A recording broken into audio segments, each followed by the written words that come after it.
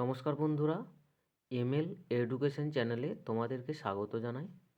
আজকে তোমাদের উচ্চ মাধ্যমিকের দ্বাদশ শ্রেণীর চতুর্থ সেমিস্টারের এবিটিএ টেস্ট পেপার থেকে এডুকেশন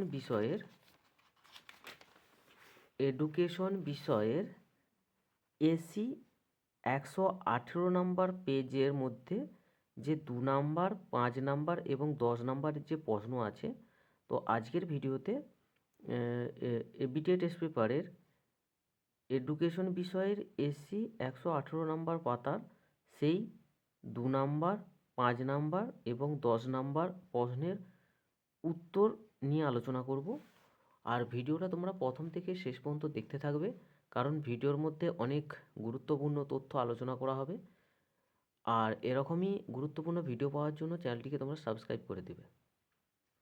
দেখো, এর আগের ভিডিওতে এসি 91 নাম্বার যে পাতা ছিল, তো সেটা আলোচনা করা হয়েছে, তো সেটা তোমরা চ্যানেলে গিয়ে দেখে নেবে। আর আজকে এটা আলোচনা করছি, দেখো এসি 118 নম্বর পাতা। তো সবার প্রথমে এসি 118 নম্বর যে পাতার যে প্রশ্নগুলো আছে সেই প্রশ্নগুলো তোমরা দেখে নাও। দেখো, এখানে এসি 118 নম্বর পাতার যে প্রশ্নগুলো আছে এডুকেশন বিষয়ে, দেখো এখান থেকে শুরু হচ্ছে তোমাদের, এই জায়গা থেকে শুরু হচ্ছে।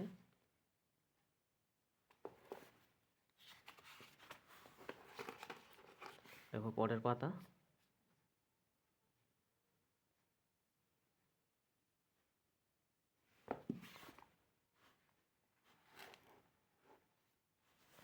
আর এদিকে তোমাদের এই যে এখানে শেষ হচ্ছে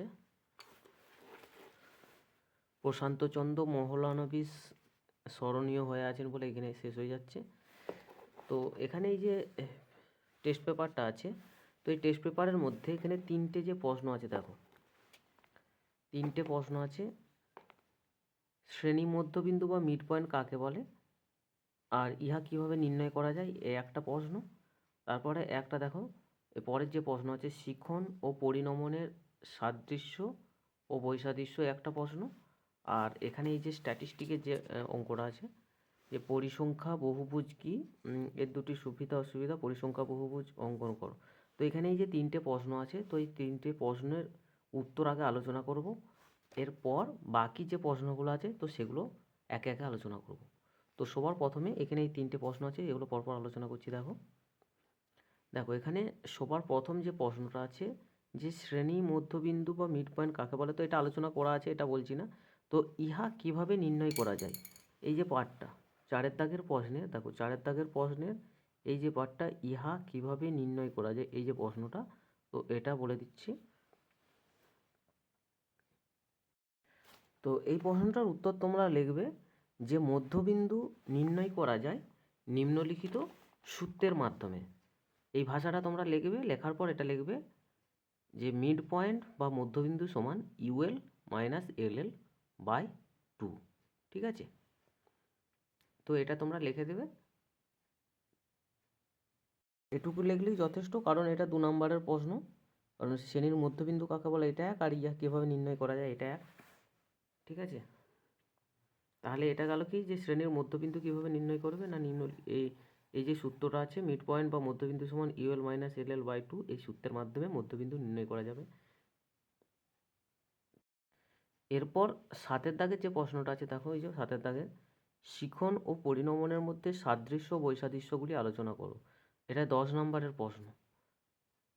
তো এটার উত্তর আমি বলে দিচ্ছি কোথা থেকে উত্তর করতে হবে।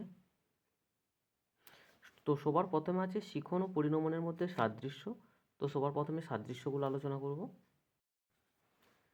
দেখো শিখন এবং পরিণমনের মধ্যে যে সাদৃশ্যগুলো আছে, তো সাদৃশ্যগুলো এই জায়গা থেকে শুরু হচ্ছে, তো এগুলো তোমরা খাতায় নোট করে নেবে, এগুলো বলছি না, ঠিক আছে। দেখো এখান থেকে সাদৃশ্যগুলো শুরু হয়েছে, যে দুটি প্রক্রিয়ায় আচরণের পরিবর্তন ঘটায়, পরিবেশের সঙ্গে অভিযোজনের দুটিরই প্রয়োজন, আর দুটি ক্ষেত্রেই সংঘটিত পরিবর্তনের প্রকৃতি গুণগত ও পরিমাণগত। এরপর আছে যে দুটি ব্যক্তি নির্ভর প্রক্রিয়া, শিখন ও পরিণমন দুটি ব্যক্তির জীবন বিকাশে সহায়তা করে, শিখন ও পরিণমন কীভাবে সম্পন্ন হয় তা জানা যায় না, আর 7 নম্বর পয়েন্ট দুটি প্রক্রিয়ায় পরিমাপযোগ্য। তো এটা গেল সাদৃশ্য। আর বৈসাদৃশ্যটা এ বই থেকে করাবো না, একটা অন্য বই আছে, তো সেটা আমি তুলে ধরছি তোমাদের সামনে, তো সেটা থেকে তোমরা লিখবে। দেখো এই যে বইটা আছে, এই বইটার মধ্যে শিখন এবং পরিণমনের মধ্যে যে বৈসাদৃশ্যগুলো আছে তো সেগুলো আলোচনা করা আছে। তো সবার প্রথম আছে প্রক্রিয়া, তারপর আছে সক্রিয়তা, পরিবেশ, শর্ত, চাহিদা, উদ্দেশ্য, নির্ভরশীলতা, পূর্ব প্রস্তুতি, পরিবর্তন। এই দিকটা আছে শিখন, এই দিকটা আছে পরিণমন। তো এটা তোমরা খাতায় নোট করে নেবে, এটা আর বিস্তারিতভাবে বলছি না কারণ সময়ের। এরপর 8-এর দাগের যে প্রশ্নটা আছে দেখো, যে কোনো একটি ব্যাখ্যামূলক বা গণনামূলক প্রশ্নের উত্তর দাও। এখানে আছে পরিসংখ্যা বহুভুজ এর কি, এর দুটি সুবিধা কি। তো এটা রেডি করা আছে, এগুলো লেখানো আছে, সেটা পরে আলোচনা করছি। ঠিক আছে, তো এখানে হচ্ছে মেন যেটা আলোচনা করব সেটা হচ্ছে রাশিমালাটির পরিসংখ্যা বহুভুজ অঙ্কন করো। তো এখানে স্কোর দেওয়া আছে, এখানে পরিসংখ্যাগুলো দেওয়া আছে। তো পরিসংখ্যা বহুভুজ কিভাবে অঙ্কন করতে হয় তো সে সংক্রান্ত ভিডিও এই চ্যানেলে আগেই দেওয়া আছে। তো এই চ্যানেলে একটা প্লেলিস্ট তৈরি করা আছে, সেটা হলো শিক্ষায় রাশিবিজ্ঞান দ্বাদশ শ্রেণী চতুর্থ সেমিস্টার, তার সাথে দেওয়া আছে এইচএস সেমিস্টার 4 এডুকেশন স্ট্যাটিস্টিক। তো এই যে প্লেলিস্ট আছে এই প্লেলিস্টের মধ্যে তোমরা এটা পেয়ে যাবে যে পরিসংখ্যা বহুভুজ কীভাবে অঙ্কন করতে হয়, তো বিস্তারিতভাবে আলোচনা করা আছে। তো এরপর আমরা এই যে প্রশ্নগুলো আছে প্রথম থেকে, তো এগুলো পরপর করে আলোচনা করব। তো ভিডিওটা তোমরা প্রথম থেকে শেষ পর্যন্ত দেখতে থাকো।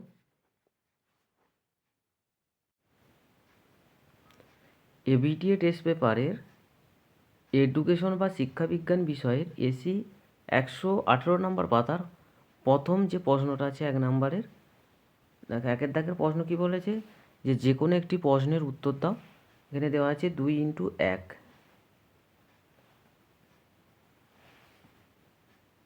এ দাগের প্রশ্নটা আছে থর্নডাইকের প্রধান শিখন সূত্র কয়টি ও কি কি। তো থর্নডাইকের প্রধান শিখন সূত্র হচ্ছে 3টি। এগুলো কি কি না, এগুলো হলো ফললাভের সূত্র, অনুশীলনের সূত্র এবং প্রস্তুতির সূত্র। বিয়ের দাগের প্রশ্ন, ব্যক্তিসত্তা বা পার্সোনালিটি কাকে বলে। পার্সোনালিটি শব্দটির ব্যুৎপত্তিগত অর্থ লেখো। ব্যক্তিসত্তা বা পার্সোনালিটি কাকে বলে, আলপোর্টের মতে ব্যক্তির মধ্যে যে সকল জৈব মানসিক সত্তা পরিবেশের সঙ্গে অনন্য সঙ্গতি বিধানে সাহায্য করে তারই প্রগতিশীল সংগঠনের নাম হলো ব্যক্তিত্ব। পরের যে পার্টটা আছে, পার্সোনালিটি শব্দটির ব্যুৎপত্তিগত অর্থ লেখো। তো পার্সোনালিটি কথাটি ল্যাটিন শব্দ পার্সোনা থেকে উদ্ভূত। পার্সোনা কথার অর্থ হলো মুখোশ। প্রাচীনকালে গ্রিস দেশে জীবজন্তুর মুখোশ পরে তাদের চরিত্রে অভিনয় করা হতো। বর্তমানে পার্সোনালিটি কথাটির তাৎপর্য নানাভাবে ব্যাখ্যা করা হয়ে থাকে। এরপর হচ্ছে 2-এর দাগের যে প্রশ্নগুলো আছে, যে কোনো একটি প্রশ্নের অতি সংক্ষিপ্ত উত্তর দাও। বিকল্প প্রশ্নটি লক্ষণীয়। প্রশ্নের মান হচ্ছে 2x1।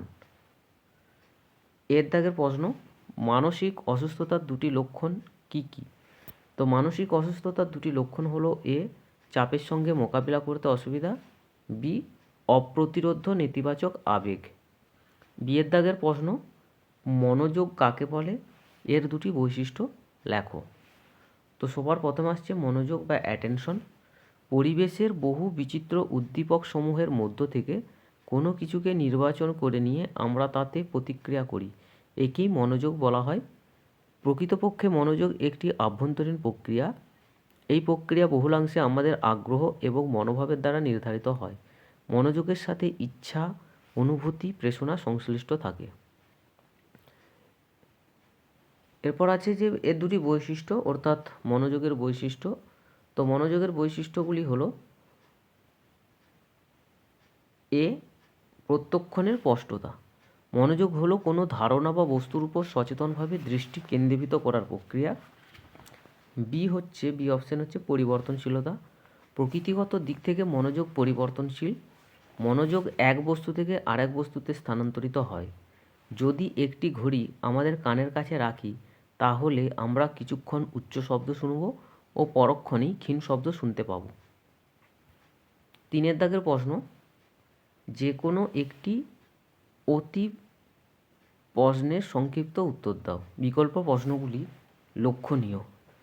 তো এখানে এর দাগের প্রশ্ন আছে, শিক্ষা প্রযুক্তিবিদ্যার দুটি উদ্দেশ্য কী কী? শিক্ষা প্রযুক্তিবিদ্যার দুটি উদ্দেশ্য হলো এ গণমাধ্যম শিক্ষামূলক প্রদীপন আদান প্রদানের কৌশল প্রয়োগ, বি সক্রিয়ভাবে শ্রেণীকক্ষ নিয়ন্ত্রণ ও পরিচালনা।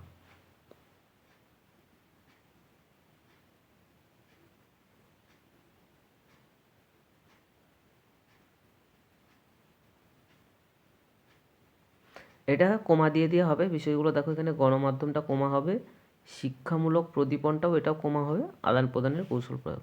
তাহলে এখানে কি না গণমাধ্যম শিক্ষামূলক প্রদীপন আদান প্রদানের কৌশল প্রয়োগ, আর বি হচ্ছে সক্রিয়ভাবে শ্রেণীকক্ষ নিয়ন্ত্রণ এবং পরিচালনা। পরের প্রশ্ন, বিয়ের দাগের প্রশ্ন, কম্পিউটার কি? অথবা দিয়ে দেওয়া আছে কম্পিউটারকে সিস্টেম বা তন্ত্র বলে কেন?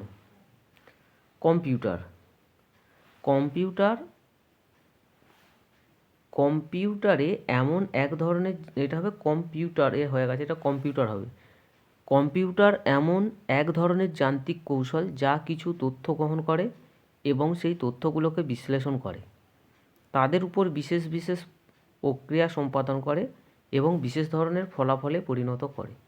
তো এটা হচ্ছে কম্পিউটার। এরপর আসছে কম্পিউটারকে সিস্টেম বা তন্ত্র বলে কেন? পরের যে পার্টটা আছে, কম্পিউটারকে সিস্টেম বা তন্ত্র বলে কেন? দেখো, কম্পিউটার কতকগুলো উপাদানের সমন্বয়ে তৈরি। এই ধরনের উপাদানগুলো একে অন্যের উপর নির্ভরশীল।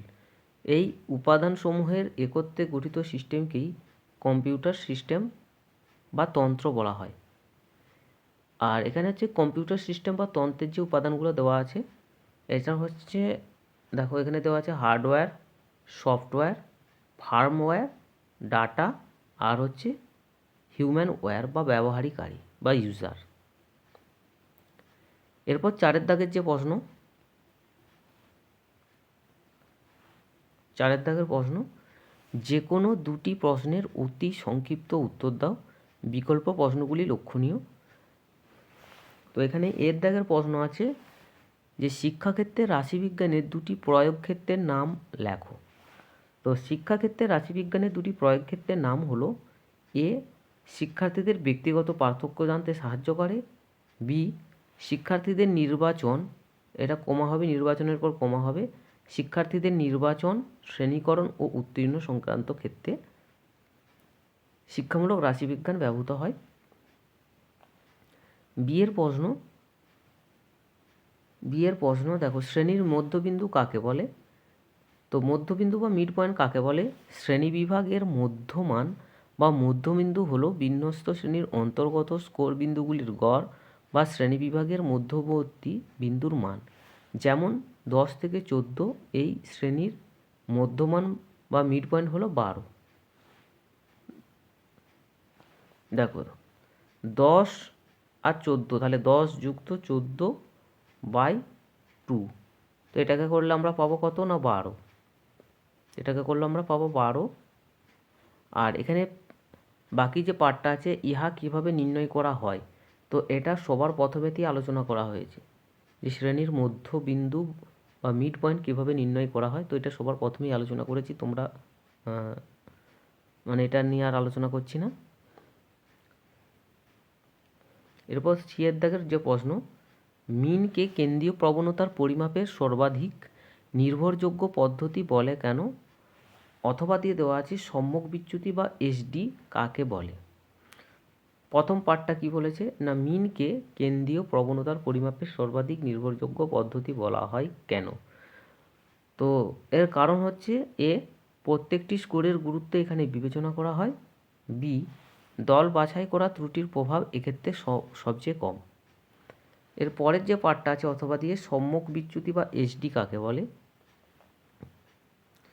সম্যক বিচ্যুতি বা এসডি কোনো রাশিমালার প্রতিটি স্কোর থেকে স্কোরগুচ্ছের গড় মান বিয়োগ করলে যে মান পাওয়া যায় তাকে ওই নির্দিষ্ট স্কোরের চ্যুতি বলা হয়। রাশিমালার সব স্কোরগুলির চ্যুতির বর্গের গড়ের ধনাত্মক বর্গমূলকে ওই স্কোরগুচ্ছের সম্যক বিচ্যুতি বা এসডি বলা হয়। সম্যক চ্যুতিকে বা এসডিকে ইংরেজি মিউ অক্ষর দ্বারা প্রকাশ করা হয়। দেখো মিউ অক্ষর, মিউ মানে এই যে দেখো দেখাচ্ছি, দেখো মিউ মানে হচ্ছে এই যে এরকম, ইংরেজি যে মিউ, এটা হচ্ছে মিউ অক্ষর। তো এটা হচ্ছে এই যেখান থেকে ভিডিওটা তৈরি করেছি এখানের মধ্যে লেখার অপশান নেই, তাই এটা লেখা হয়নি। ঠিক আছে, মিউ হচ্ছে এরকম চিহ্ন। ঠিক আছে, ইংরেজি মিউ অক্ষর দ্বারা প্রকাশ করা হয়। এরপর হচ্ছে ডি এর দাগের প্রশ্ন, সহগতি পরিমাপের র্যাঙ্ক ডিফারেন্স পদ্ধতি কি? আর অথবা দিয়ে দেওয়া আছে শূন্য সহগতি কাকে বলে। তো সবার প্রথম আসছে র্যাঙ্ক ডিফারেন্স পদ্ধতি বা র্যাঙ্ক ডিফারেন্স মেথড। পিয়ারসনের পদ্ধতিতে সহগতি সহগাঙ্ক নির্ণয় করা অসুবিধাজনক।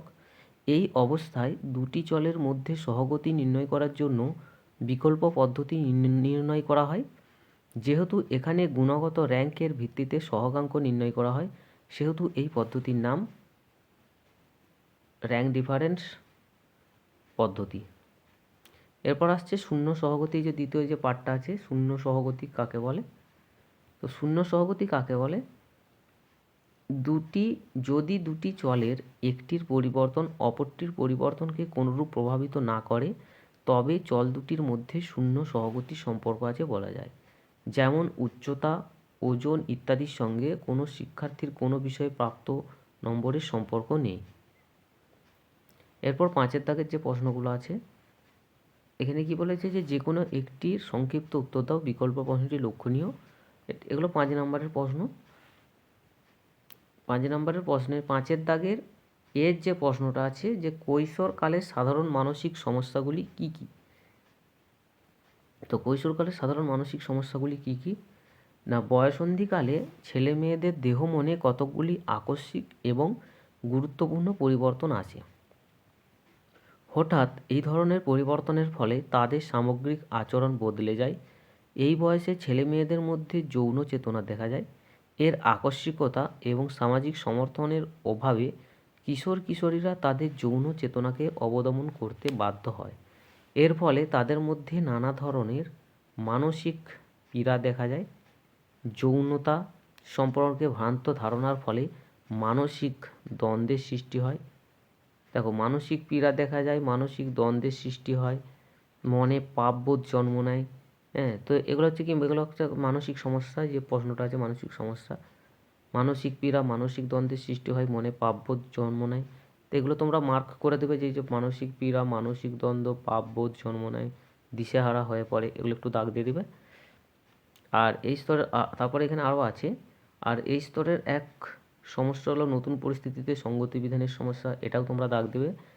এই বয়সের ছেলেমেয়েরা বুদ্ধি, চিন্তা, বিচার বিবেচনা দিয়ে বয়স্কদের সমকক্ষ হয়ে ওঠে। তারা বয়স্কদের ভূমিকা পালন করতে চায়, কুসংস্কার, অন্ধবিশ্বাসের প্রতিবাদ করতে চায়, কিন্তু বয়স্করা তা সমর্থন করে না। তাঁরা কিশোরদের এই আচরণকে জ্যাঠামো, এঁচোড়ে পাকামো বলে মন্তব্য করেন। আবার বালকের আচরণও তারা সমর্থন করেন না। কিশোরদের কাছ থেকে দায়িত্বপূর্ণ আচরণ প্রত্যাশা করেন। এর ফলে কিশোররা তাদের অবস্থান সঠিকভাবে বুঝে উঠতে পারে না। ঠিক আছে, পারে না।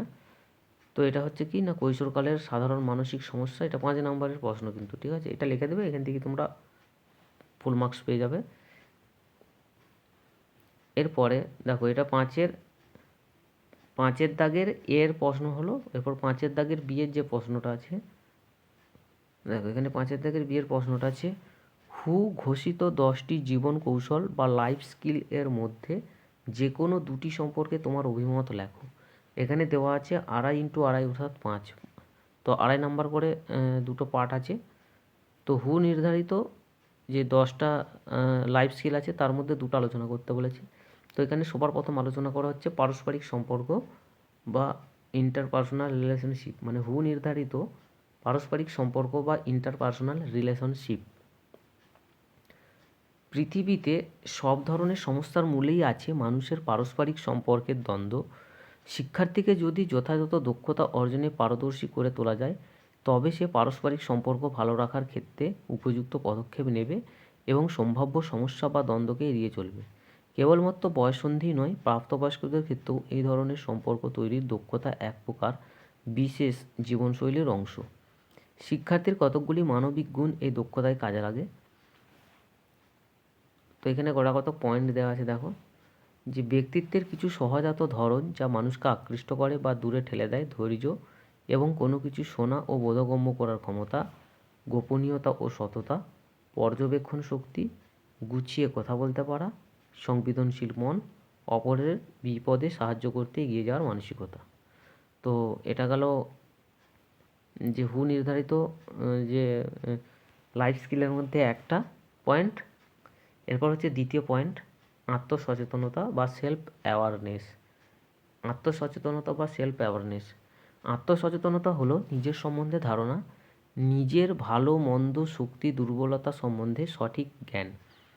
আত্মবিশ্বাস বা আত্মপ্রত্যয় আসে তখনই যখন কেউ নিজের সম্পর্কে সচেতন হয়। আবার বিপরীত দিক থেকে আত্মসচেতনতার অভাব থেকে জন্ম নেয় টেনশন, দুশ্চিন্তা ইত্যাদি। আমাদের পুরাণ, বেদ, উপনিষদ থেকে আমরা পাই আত্মনং বিদ্ধি কথাটি, যার অর্থ হলো নিজেকে জানো বা নো থাই সেলফ। ভারতীয় দর্শনের সর্বোচ্চ স্তর হলো আত্মোপলব্ধি। মোসলো বর্ণিত হিয়ার্কি অফ নিডস নামক মনস্তাত্ত্বিক তত্ত্ব সর্বোচ্চ ধাপ হলো সেলফ অ্যাওয়ারনেস। মানুষের এই নিজেকে চেনা বা নিজের সম্বন্ধে জানার প্রক্রিয়া কোনোদিনই ফুরোয় না। এ যেন এক চিরন্তন প্রয়াস, যার জন্য প্রত্যেক মানুষ সর্বদা ব্যাকুল থাকে। তো এই দুটো পয়েন্ট তোমরা লিখে দেবে আড়াই আড়াই করে, এখান থেকে ফুল মার্কস পেয়ে যাবে। এরপর 6 দাগের যে প্রশ্নগুলো আছে দেখো এগুলো পরপর। 6 দাগের প্রশ্ন, 6 দাগের এখানেও প্রশ্নের মান দেওয়া আছে। এখানে কি বলেছে যে কোনো একটি প্রশ্নের সংক্ষিপ্ত উত্তর দাও, বিকল্প প্রশ্নটি লক্ষণীয়, 5x1। তো এগুলোও 5 নম্বরের প্রশ্ন। তো 6 দাগের এর যে প্রশ্নটা আছে, কম্পিউটার ভিত্তিক শিক্ষার সুবিধা এবং অসুবিধাগুলি লেখো। তো যেহেতু এটা 5 নম্বরের প্রশ্ন, আড়াই আড়াই করে আছে, তাহলে এখানে তোমরা ওই 4টে করে পয়েন্ট দেবে, তাহলে তোমরা ফুল মার্কস পাবে। তো এখানে সবার প্রথম আলোচনা করছি কম্পিউটার ভিত্তিক শিক্ষার যে সুবিধাগুলো। কম্পিউটার ভিত্তিক শিক্ষার সাধারণ সুবিধা। আধুনিক যুগে শিক্ষার বিভিন্ন ক্ষেত্রে ব্যাপকভাবে কম্পিউটারের ব্যবহার শুরু হয়েছে। কম্পিউটার ভিত্তিক শিক্ষার সাধারণ সুবিধাগুলি হলো: 1. ব্যক্তিগত বৈষম্য অনুযায়ী শিক্ষাদান। শ্রেণীর সব ছাত্রছাত্রী একই মেধা সম্পন্ন হয় না। সাধারণ শ্রেণী শিক্ষণে সব ছাত্রছাত্রীকে তাদের মেধা অনুযায়ী আলাদা আলাদাভাবে পড়ানো সম্ভব নয়, কিন্তু কম্পিউটার ভিত্তিক শিক্ষার প্রত্যেকটি ছাত্র বা ছাত্রী নিজের ক্ষমতা অনুযায়ী শিক্ষালাভ করতে পারে। 2 নম্বর পয়েন্ট, অনুশীলনের সহায়তা। কম্পিউটার ভিত্তিক শিক্ষায় প্রতিটি ছাত্রছাত্রী নিজের প্রয়োজন অনুসারে শিক্ষার বিভিন্ন মডিউলগুলি অনুশীলনের সুযোগ পায়। 3. আত্মবিশ্বাস বৃদ্ধি। কম্পিউটার ভিত্তিক শিক্ষা শিক্ষার্থীদের বিভিন্ন সমস্যার সমাধানমূলক শিখনের ক্ষেত্রে সাহায্য করার পাশাপাশি তাদের আত্মবিশ্বাস বৃদ্ধিতেও সহায়ক হয়। 4. শিক্ষায় প্রেরণা দান। কম্পিউটার ভিত্তিক শিক্ষা ছাত্রছাত্রীদের মধ্যে প্রেরণা যোগায়। কম্পিউটারের সাথে ক্রিয়া প্রতিক্রিয়া করতে করতে কম্পিউটার যখন শিক্ষার্থীকে শিখনের অগ্রগতি সম্পর্কে জানায়, তখন শিক্ষার্থী আরও শেখার অনুপ্রেরণা লাভ করে। এরপর দ্বিতীয় যে পার্টটা আছে প্রশ্নের, কম্পিউটার ভিত্তিক শিক্ষার অসুবিধা। তো সেই পার্টটা আলোচনা করব। তো এখানে দেওয়া আছে কম্পিউটার ভিত্তিক শিক্ষার অসুবিধা। কম্পিউটার ভিত্তিক শিক্ষার অসুবিধা। বর্তমানে শিক্ষাক্ষেত্রে কম্পিউটারের ব্যবহার বাড়তে থাকলেও কম্পিউটার ভিত্তিক শিক্ষার বেশ কয়েকটি অসুবিধা লক্ষ্য করা যায়। যেমন 1. সৃজনশীলতার অভাব। কম্পিউটার ভিত্তিক শিক্ষায় নির্দিষ্ট প্রোগ্রাম করা প্যাকেজ থেকে শিক্ষার্থীরা শিক্ষালাভ করে। এই ধরনের শিক্ষা অনেকটা যান্ত্রিক। এক্ষেত্রে শিক্ষার্থীর সৃজনশীলতা অনেকাংশে ব্যাহত হয়। 2. যান্ত্রিক অসুবিধা। কম্পিউটার ভিত্তিক শিক্ষার সবচেয়ে বড় অসুবিধা হলো এটি যন্ত্র এবং বিদ্যুতের উপর নির্ভরশীল। যন্ত্র বিকল হলে বা বিদ্যুৎ সরবরাহ ব্যাহত হলে শিক্ষার কাজ বন্ধ হয়ে যায়। উপযুক্ত সংখ্যায় কম্পিউটার না পাওয়ার কারণেও শিক্ষার্থীরা অসুবিধার সম্মুখীন হয়। 3. বিষয়বস্তু উপস্থাপনের অসুবিধা।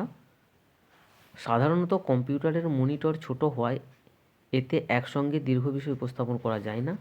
4. ব্যয়বহুলতা। ব্যয়বহুলতা আমাদের ব্যয়বহুল হওয়ার এটা হওয়ার হয়ে গেছে। ব্যয়বহুল হওয়ায় আমাদের মতো গরিব দেশের পক্ষে কম্পিউটার ভিত্তিক শিক্ষার সার্বজনীনতা সম্ভব নয়। এরপর বিয়ের দাগের যে প্রশ্নটা আছে সেটা দেখো, শিক্ষায় সিস্টেম অ্যাপ্রোচের উপযোগিতাগুলি কী কী? এটা 5 নম্বরের প্রশ্ন। দেখো, শিক্ষায় সিস্টেম অ্যাপ্রোচের উপযোগিতাগুলি কী কী? শিক্ষা প্রযুক্তি বিজ্ঞানে সিস্টেম অ্যাপ্রোচের ভূমিকা। শিক্ষা প্রযুক্তি বিজ্ঞানে সিস্টেম অ্যাপ্রোচ শিক্ষা প্রক্রিয়ার বিশ্লেষণ ও উন্নয়নে সাহায্য করে। সিস্টেম অ্যাপ্রোচ প্রক্রিয়াকে শিক্ষাগত প্রযুক্তি নিম্নলিখিতভাবে সাহায্য করে, যেমন এক হচ্ছে বিশ্লেষণ এবং উন্নয়ন। শিক্ষা প্রযুক্তি বিজ্ঞান শিক্ষণ প্রক্রিয়াকে যথাযথভাবে বিশ্লেষণ করে উন্নয়ন ঘটাতে সাহায্য করে। 2, নকশাকরণ ও বাস্তবায়ন। পাঠ্যক্রমের নকশা, পরিকল্পনা ও বাস্তবায়নের ক্ষেত্রে শিক্ষা প্রযুক্তি বিজ্ঞানের প্রয়োগ গুরুত্বপূর্ণ। 3, মূল্যায়ন। শিক্ষক শিক্ষার্থীর অগ্রগতি মূল্যায়নে শিক্ষা প্রযুক্তি বিজ্ঞানের ব্যবহার রয়েছে। 4, স্বশিখন। শিক্ষা প্রযুক্তি বিজ্ঞান শিক্ষার্থীদের চাহিদা ও আগ্রহ ক্ষমতা অনুযায়ী শিখনে সাহায্য করে। 5, নিযুক্তকরণ। শিক্ষা প্রযুক্তি বিজ্ঞান শিক্ষার্থীদের বিভিন্ন বিষয় যেমন বিজ্ঞান, ইতিহাস, মানবতামূলক বিষয়সমূহকে বোধগম্য করে তুলতে এবং তাদের বিষয়সমূহে আগ্রহী করে তোলার জন্য বিষয় নিযুক্তিকরণের ক্ষেত্রে উল্লেখযোগ্য ভূমিকা গ্রহণ করে। এটা বিষয় হবে, বিষয় হয়ে গেছে, এটা হবে বিষয় নিযুক্তিকরণের ক্ষেত্রে উল্লেখযোগ্য ভূমিকা গ্রহণ করে। 6, কার্যকারী ক্ষমতা বৃদ্ধি। শিক্ষা প্রযুক্তি শিক্ষক ও শিক্ষার্থী উভয়েরই কার্যকরী ক্ষমতা বৃদ্ধিতে সহায়তা করে। এখানটায় ভূমিকা দেওয়া আছে যে সুতরাং সিস্টেম অ্যাপ্রোচ শিক্ষা প্রক্রিয়ার সঙ্গে যুক্ত সমস্ত ক্ষেত্রে কীভাবে শিক্ষা প্রযুক্তিকে কাজে লাগানো যায় সে ব্যাপারে কার্যকরী ভূমিকা গ্রহণ করে। অথবা দিয়ে একটা প্রশ্ন দেওয়া আছে, দেখো যে অথবা দিয়ে প্রশ্নটা দেওয়া আছে সিস্টেম অ্যাপ্রোচে শিক্ষকের ভূমিকা কি হতে পারে। তো এটাও 5 নম্বরের প্রশ্ন। সিস্টেম অ্যাপ্রোচে শিক্ষকের ভূমিকা। সিস্টেম অ্যাপ্রোচ দৃষ্টিভঙ্গিতে শিক্ষক মহাশয়কে যেভাবে কাজ করতে হয় সেগুলি হলো উদ্দেশ্য নির্ধারণ। এই স্তরে শিক্ষক মহাশয় শিক্ষণের আচরণগত লক্ষ্যগুলি স্থির করেন। প্রাক মূল্যায়ন। এই স্তরে শিক্ষক মহাশয় শিক্ষার্থীদের মূল্যায়নের জন্য উপযুক্ত অভিক্ষা প্রস্তুত করেন। 3, সুবিধা অসুবিধা নির্ণয়। শিক্ষণের কোন দিকে কী সুবিধা আছে ও কী বাধা আসতে পারে তা নির্ধারণ করতে হবে। 4, পদ্ধতি নির্বাচন। বিভিন্ন বৈশিষ্ট্যগুলি নজরে রেখে উপযুক্ত পদ্ধতি শিক্ষক মহাশয় এই স্তরে নির্বাচন করেন। 5, উপকরণ নির্বাচন। প্রয়োজনীয় শিক্ষামূলক প্রদীপন নির্বাচনের স্তর এটি। 6, ব্যক্তিগত ভূমিকা নির্ধারণ। শিক্ষক ও শিক্ষার্থী উভয়ের ভূমিকা কী হবে তা নির্ধারিত হয়। সংশ্লেষণ ও প্রয়োগ। এই স্তরে শিক্ষক মহাশয় একটি কর্মপরিকল্পনা গ্রহণ করেন ও শ্রেণী শিক্ষণের সক্রিয়তা স্তরে তা প্রয়োগ করেন। 8, মূল্যায়ন। কর্মটি শিক্ষক মহাশয় সমাধান করেন। 9, তথ্য বিশ্লেষণ ও সংশোধন। তথ্যগুলিকে বিশ্লেষণ করে শিক্ষক মহাশয় প্রয়োজনে সিস্টেমের বিভিন্ন অংশগুলি পরিবর্তন করে পুনঃপ্রয়োগ করে থাকেন। এরপর 7 দাগের যে প্রশ্নগুলো আছে সেগুলো এক এক আলোচনা করব। দেখো, এগুলো হচ্ছে 10 নম্বরের প্রশ্ন। 7 দাগের যে প্রশ্নগুলো এগুলো 10 নম্বরের প্রশ্ন। এখানে কি বলেছে যে কোনো একটি ব্যাখ্যাধর্মী প্রশ্নের উত্তর দাও, বিকল্প প্রশ্নটি লক্ষণীয়। এখানে দেওয়া আছে 10 × 1 = 10। তো এখানে প্রথম যে প্রশ্নটা আছে এর দাগের, শিখন কি, পরিণমন কি, শিখনে পরিণমনের ভূমিকা আলোচনা করো। তো এখানে প্রথম পার্টটা আছে শিখন কি। তো শিখন হচ্ছে অনুশীলনের ফলে আচরণের সৃষ্টি বা পরিবর্তনকে শিখন বলে। যেহেতু এটা 1 নম্বরের প্রশ্ন তাই এটা বিস্তারিত আলোচনা করছি না, তাহলে এটাকে 1 লাইন লিখলেই হবে যে শিখন হলো অনুশীলনের ফলে আচরণের সৃষ্টি বা পরিবর্তনকে শিখন বলে। এরপর আসছে পরিণমন। তো পরিণমন কাকে বলে? যে প্রক্রিয়ার মাধ্যমে শিশু একজন পরিণত মানুষ হয়ে ওঠে এবং যে প্রক্রিয়াটি বাহ্যিক প্রভাব বা উপাদান ছাড়াই শারীরিক পরিবর্তন ঘটায় তাই হলো পরিণমন। আর এখানে যে দ্বিতীয় যে পার্টটা আছে শিখনে পরিণমনের ভূমিকা আলোচনা করো। দেখো, শিখনে পরিণমনের ভূমিকা, এটা 8 নম্বরের প্রশ্ন। শিখনে পরিণমনের ভূমিকা এই যে পার্টটা আছে, তো এইটা হচ্ছে এই চ্যানেলে অনেক আগে থাকতে আলোচনা করা আছে। তো এই চ্যানেলে একটা প্লেলিস্ট তৈরি করা আছে, সেই প্লেলিস্টটার নাম হলো দ্বাদশ শ্রেণী 4র্থ সেমিস্টার এডুকেশন। তার সাথে দেওয়া আছে এইচএস সেমিস্টার 4 এডুকেশন। এই যে নামটা আছে যে দ্বাদশ শ্রেণী 4র্থ সেমিস্টার এডুকেশন এবং তার সাথে দেওয়া আছে এইচএস সেমিস্টার 4 এডুকেশন, এই যে লেখাটা আছে, তো এটা সার্চ করবে তোমরা, প্লেলিস্টের মধ্যে তোমরা এটাকে দেখবে এই যে লেখাটা। তো এই প্লেলিস্টের মধ্যে শিখনে পরিণমনের ভূমিকা বিস্তারিতভাবে আলোচনা করা আছে। তো এটাকে আর আলোচনা করিনি, তার জন্য এটা তোমরা দেখে নেবে। এরপর অথবা দিয়ে 10 নম্বরের আরেকটা প্রশ্ন দেওয়া আছে এর দাগের। দেখো এখানে দেওয়া আছে যে শিখন এবং পরিণমনের সাদৃশ্য এবং বৈসাদৃশ্যগুলি আলোচনা করো। তো এই প্রশ্নটা প্রথমেতেই আলোচনা করে দিয়েছি, ঠিক আছে? এই প্রশ্নটা সবার প্রথমেতেই আলোচনা করে দিয়েছি। এরপরে বিয়ের দাগের যে প্রশ্নটা আছে দেখো, যে সৃজনশীলতা কাকে বলে? সৃজনশীলতার 3টি বৈশিষ্ট্য উল্লেখ করো। সৃজনশীলতার শিক্ষাগত তাৎপর্য ব্যাখ্যা করো। 2+3+5 2 নম্বর।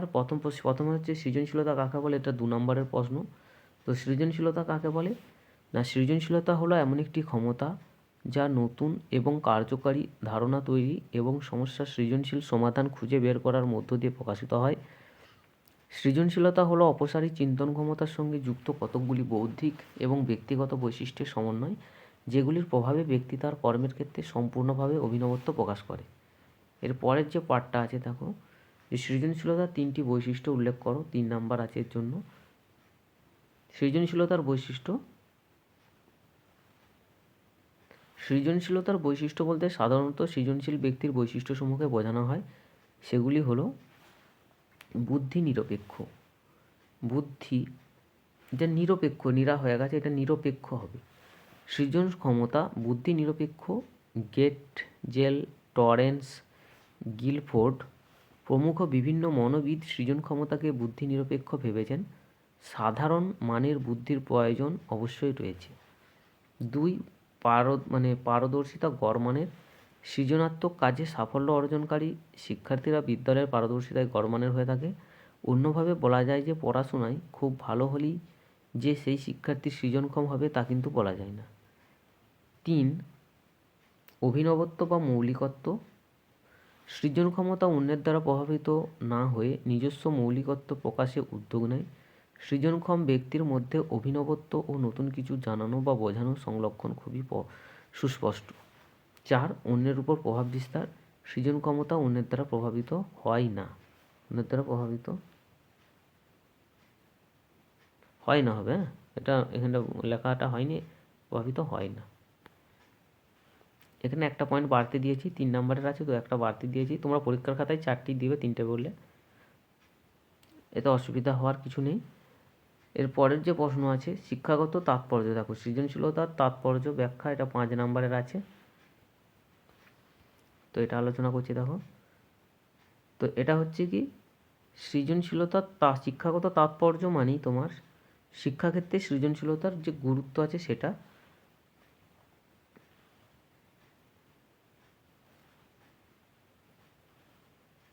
দেখো শিক্ষাক্ষেত্রে সৃজনশীলতার গুরুত্ব। শিক্ষার ক্ষেত্রে সৃজনশীলতা গুরুত্বপূর্ণ ভূমিকা পালন করে। এটি শিক্ষার্থীদের জ্ঞান অর্জনের পাশাপাশি নতুন ধারণা তৈরি এবং সমস্যার সমাধানে সাহায্য করে।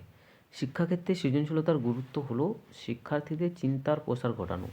সৃজনশীলতা শিক্ষার্থীদের প্রচলিত চিন্তার বাইরে চিন্তা করতে উৎসাহিত করে। এটি একাধিক সমাধান পথ বার করার ক্ষমতা বাড়ায়।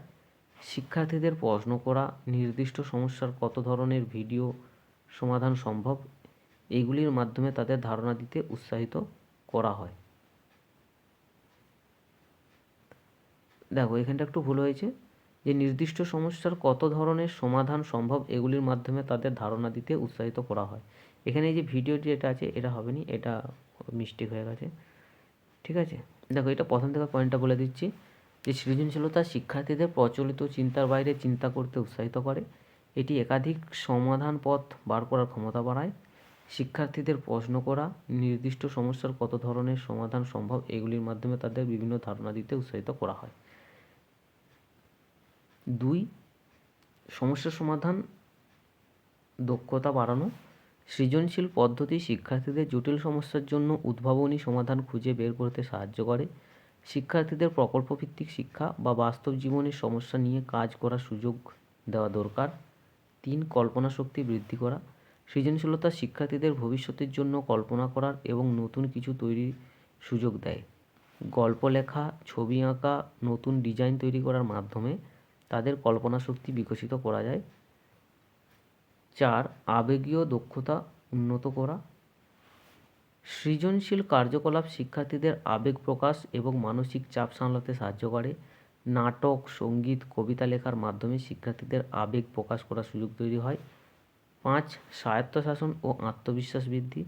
সৃজনশীল শিক্ষার্থীদের স্বাধীনভাবে কাজ করার এবং নিজস্ব সিদ্ধান্ত নেবার ক্ষমতা বাড়ায়। শিক্ষার্থীদের নিজস্ব প্রকল্প বা আইডিয়া উপস্থাপনের সুযোগ করে দেয়। 6. আন্তঃবিষয় সংযোগ তৈরির দক্ষতা। সৃজনশীলতা শিক্ষার্থীদের বিভিন্ন বিষয়ের মধ্যে সংযোগ খুঁজে বের করতে এবং তা বাস্তবে প্রয়োগ করতে সহায়তা করে। তো এটা গেল দেখো শিক্ষাক্ষেত্রে সৃজনশীলতার গুরুত্ব, এই যে বিয়ের দাগের যে প্রশ্নটা, তো সেটা গেল। এরপর 8 দাগের যে প্রশ্নটা আছে দেখো সেটা আলোচনা করব। 8 দাগের যে কোনো একটি ব্যাখ্যামূলক বা গণনামূলক প্রশ্নের উত্তর দাও। বিকল্প প্রশ্নটি লক্ষণীয়। 10x1 10 নম্বরের প্রশ্ন। তো এখানে প্রথম প্রশ্নটা দেওয়া আছে, পরিসংখ্যা বহুভুজ কি, এর দুটি সুবিধাগুলি কি কি, রাশিমালাটির পরিসংখ্যা বহুভুজ অঙ্কন করো। দেখো তো এখানে প্রথম পার্টটা আলোচনা করছি পরিসংখ্যা বহুভুজ। পরিসংখ্যা বহুভুজ হলো এক ধরনের রৈখিক লেখচিত্র। এক্ষেত্রে স্কোর ও পরিসংখ্যাকে গ্রাফ পেপারে যথাক্রমে এক্স ও ওয়াই অক্ষে, লেখাটা এখানে হতো, লেখাটা এই জায়গায় চলে এসছে। তাহলে যে পরিসংখ্যা বহুভুজ হলো এক ধরনের রৈখিক লেখচিত্র। এক্ষেত্রে স্কোর ও পরিসংখ্যাকে গ্রাফ পেপারে যথাক্রমে এক্স ও ওয়াই অক্ষে যথোপযুক্ত স্কেলের সাহায্যে স্থাপন করা হয় এবং বিন্দুগুলিকে সরলরেখা দিয়ে যোগ করা হয়।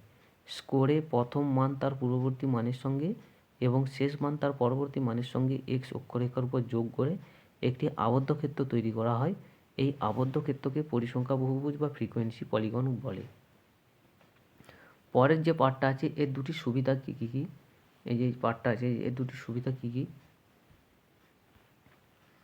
পরিসংখ্যা বহুভুজের সুবিধা, ফ্রিকোয়েন্সি পলিগনের দ্বারা সহজে তথ্য পরিবেশন করা যায় যা সাধারণের বোধগম্য হয়। 2. একদিকে যেমন তথ্যের বিভিন্ন অংশের মধ্যে তুলনা করা যায়, অন্যদিকে তেমনি একাধিক পরিসংখ্যা বণ্টনকে একটি লেখচিত্রে প্রকাশ করে তাদের মধ্যে তুলনা করা সহজ হয়। 3. প্রাপ্ত তথ্যগুলি যখন সম্পর্কযুক্ত তখন এই লেখচিত্রের সাহায্যে তথ্য পরিবেশন করা সুবিধাজনক। 4. বণ্টনের ক্ষেত্রে কোথায় পরিসংখ্যা বেশি বা কম আছে এবং তা কিভাবে আছে সে সম্পর্কে অনুধাবন করা যায়। এর পরের যে প্রশ্নটা আছে দেখো, যে পরের যে পার্টটা আছে প্রশ্নের মধ্যে দেখো, যে রাশিমালাটির পরিসংখ্যা বহুভুজ অঙ্কন করো। এখানে একটা স্কোর পরিসংখ্যা বলে একটা দেওয়া ছিল, এটা প্রথমেই কিন্তু আলোচনা করেছি। দেখো 8 দাগের যে প্রশ্নটা আছে, এই প্রশ্নের এই যে শেষ পার্টটা রাশিমালাটির পরিসংখ্যা বহুভুজ, এটা কিন্তু প্রথমেই আলোচনা করেছি। ঠিক আছে, তাও আরেকবার বলে দিচ্ছি। দেখো পরিসংখ্যা বহুভুজের এই যে কীভাবে অঙ্কন করতে হয়, তো তার জন্য এই চ্যানেলে একটা প্লেলিস্ট তৈরি করা আছে। তো প্লেলিস্টটার নাম হলো ওই যে শিক্ষায় রাশিবিজ্ঞান, যে হলুদ দেওয়ার যে মার্কটা আছে, তো এটা তোমরা প্লেলিস্টে সার্চ করবে গিয়ে, যে শিক্ষায় রাশিবিজ্ঞান দ্বাদশ শ্রেণী চতুর্থ সেমিস্টার, এই যে সেমিস্টার 4 এডুকেশন স্ট্যাটিস্টিক। তো এই যে প্লেলিস্টটা আছে এতটা পর্যন্ত, যে প্রথম থেকে যে শিক্ষায় রাশিবিজ্ঞান দ্বাদশ শ্রেণী চতুর্থ সেমিস্টার, এই যে সেমিস্টার 4 এডুকেশন স্ট্যাটিস্টিক, এটা সার্চ করবে, তো এখানেতে দেওয়া আছে পরিসংখ্যা বহুভুজ কীভাবে অঙ্কন করতে হয়। এরপর বিয়ের দাগের যে প্রশ্ন আছে সেটা দেখব, রাশিবিজ্ঞান বা স্ট্যাটিস্টিকের ব্যুৎপত্তিগত অর্থ কী কী, অর্থ লেখো। আর কী কী কারণে রাশিবিজ্ঞানে প্রশান্ত চন্দ্র মহলানবিশ স্মরণীয় হয়ে আছেন, আর শিক্ষার রাশিবিজ্ঞানের প্রয়োগ কোন কোন ক্ষেত্রে হয়ে থাকে। এটা কিন্তু শেষ প্রশ্ন সব থেকে, মানে টেস্ট পেপারের যে শেষ প্রশ্ন। তো সবার প্রথমে আছে রাশিবিজ্ঞান বা স্ট্যাটিস্টিকের ব্যুৎপত্তিগত অর্থ। রাশিবিজ্ঞানের ইংরেজি প্রতিশব্দ হলো স্ট্যাটিস্টিক্স।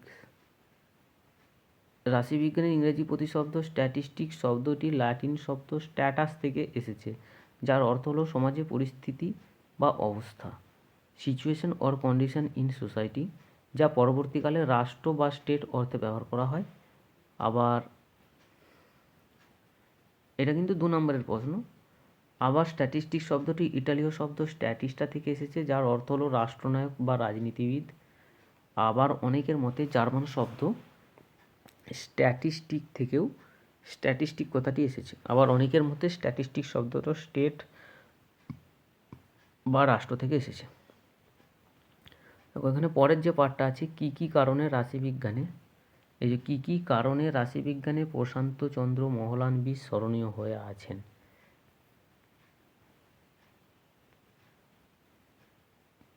তো রাশিবিজ্ঞানের পঠন পাঠন গবেষণার জন্য 1932 সালে কয়েকজন সমমনস্ক বিজ্ঞানীকে নিয়ে প্রশান্তচন্দ্র স্থাপনা করলেন ইন্ডিয়ান স্ট্যাটিস্টিক্যাল ইনস্টিটিউট বা ISI। আবহাওয়া বিজ্ঞান এবং নৃতত্ত্ব এই দুই বিষয়ে রাশিবিজ্ঞানের সার্থক প্রয়োগ করে প্রকাশ করেন কয়েকটি গবেষণাপত্র। পাশাপাশি রাশিবিজ্ঞানের গাণিতিক তত্ত্ব নিয়ে তার মৌলিক গবেষণা মহলানবিশ ডিস্টেন্স ফাংশন সারস্বত মহলে বিশেষ রেখাপাত করেছিল। তারপরে দেওয়া আছে যে শিক্ষায় রাশিবিজ্ঞানের প্রয়োগ। শিক্ষায় রাশিবিজ্ঞানের প্রয়োগ কোন কোন ক্ষেত্রে হয়ে থাকে, পরের যে পার্টটা আছে শেষ পার্ট। দেখো শিক্ষা প্রক্রিয়ার বিভিন্ন ঘটনায় প্রাপ্ত তথ্যের সঠিক বিশ্লেষণ ও তাৎপর্য নির্ণয় করতে সাহায্য করে শিক্ষায় রাশিবিজ্ঞান। শিক্ষায় রাশিবিজ্ঞানের উপযোগিতা হলো নির্ভুল ও নির্ভরযোগ্য সিদ্ধান্ত গ্রহণ। রাশিবিজ্ঞানের জ্ঞান শিক্ষাগত তথ্য বিশ্লেষণের ক্ষেত্রে প্রয়োগ করলে যে কোনো সিদ্ধান্তের স্থায়িত্ব বৃদ্ধি পায় এবং যুক্তি নির্ভর সিদ্ধান্ত অপেক্ষাকৃত নির্ভুল ও নির্ভরযোগ্য হয়। 2 হচ্ছে তুলনাকরণ। শিক্ষাক্ষেত্রে রাশিবিজ্ঞানের পদ্ধতি প্রয়োগের মাধ্যমে শিক্ষা সংক্রান্ত বিভিন্ন ঘটনার পারস্পরিক তুলনা বিজ্ঞানসম্মতভাবে করা সম্ভব হয়। শুধু তাই নয়, শিক্ষার্থীদের মধ্যে বিষয়গত বা দলগত তথ্যগুলির মধ্যে তুলনা করা সম্ভব হয়। 3 শিক্ষাগত তথ্যের তাৎপর্য নির্ণয়। শিক্ষাগত তথ্যগুলিকে যখন রাশিবিজ্ঞানের বিভিন্ন পদ্ধতির মাধ্যমে প্রকাশ করা হয় তখন সেগুলি যে শুধুমাত্র সহজ ও সরল আকারে ধারণ করে তাই নয়, সেগুলি তাৎপর্যপূর্ণ হয়ে থাকে। 4 গাণিতিক যুক্তির উপর প্রতিষ্ঠিত। রাশিবিজ্ঞানের প্রয়োগ শিক্ষাগত পরিমাপগুলিকে সহজভাবে প্রকাশ করতে এবং সেই সংক্রান্ত সিদ্ধান্তগুলিকে গাণিতিক যুক্তির উপর প্রতিষ্ঠা করতে সাহায্য করে। 5 সঠিক পরিকল্পনা রচনা। শিক্ষার সঠিক অগ্রগতি ও শিক্ষার্থীর অগ্রগতির জন্য শিক্ষা পরিকল্পনা রচনা করতে রাশিবিজ্ঞান সাহায্য করে। 6 অভিক্ষার আদর্শীকরণ। শিক্ষাক্ষেত্রে সকল অভিক্ষার প্রয়োগ ঘটে তা প্রস্তুতকরণে এবং শিক্ষাক্ষেত্রে যে সকল অভিক্ষার প্রয়োগ ঘটে তা প্রস্তুতকরণে এবং আদর্শীকরণের ক্ষেত্রে রাশিবিজ্ঞানের যথেষ্ট উপযোগিতা আছে। 7 উৎপাদকে বিশ্লেষণ। শিক্ষামূলক গবেষণার ক্ষেত্রে যে সকল উপাদান প্রয়োজন হয় সেগুলির সঠিক বিশ্লেষণের জন্য রাশিবিজ্ঞানের উপযোগিতা খুবই গুরুত্বপূর্ণ। 8 মূল্যায়ন। শিক্ষাক্ষেত্রে রাশিবিজ্ঞানের প্রয়োগ সামগ্রিকভাবে শিক্ষাগত মূল্যায়নের কাজে উন্নতি ঘটায়। শিক্ষার্থীর অগ্রগতি বা পশ্চাৎমুখিতার হার নির্ণয় এবং তার কার্যকারিতার কার্যকারণ সম্পর্ক নির্ণয়ে রাশিবিজ্ঞানের গুরুত্ব অপরিসীম। এখানটায় উপসংহার দেওয়া আছে যে সুতরাং বলা যায় যে রাশিবিজ্ঞানের বিভিন্ন কৌশল প্রয়োগ করে শিক্ষাগত তথ্যগুলিকে একদিকে যেমন সহজ সরলভাবে সর্বসমক্ষে পরিবেশন করা সহজ হয়, তেমনি অন্যদিকে প্রাপ্ত তথ্যগুলিকে অনেক বেশি ব্যাপক, অর্থবহ ও তাৎপর্যপূর্ণ করে তোলা সম্ভব হয়। তো এই ছিল তোমাদের দ্বাদশ শ্রেণী চতুর্থ সেমিস্টারের ABTA টেস্ট পেপারের এসি 18 নম্বর পাতার এডুকেশন বা শিক্ষাবিজ্ঞান বিষয়ের টেস্ট পেপারের সমাধান। আর এই টেস্ট পেপার থেকে কিন্তু তোমরা ফুল মার্কস পেয়ে যাবে। এই টেস্ট পেপারের যে প্রশ্নগুলো ধরা আছে সেই প্রশ্নগুলোকে প্র্যাকটিস করলেই তোমরা কিন্তু যে 40 নাম্বার আছে সেই 40 নাম্বারই কিন্তু এখান থেকে কমন পেয়ে যাবে। এখানে 10টার মতো সেট আছে, তো এগুলো করবে। তো এখানেতেই ভিডিও শেষ করছি। ভিডিওর মধ্যে যদি কোথাও কোনো ভুল হয়ে থাকে তো কমেন্ট বক্সে অবশ্যই জানিয়ে দেবে।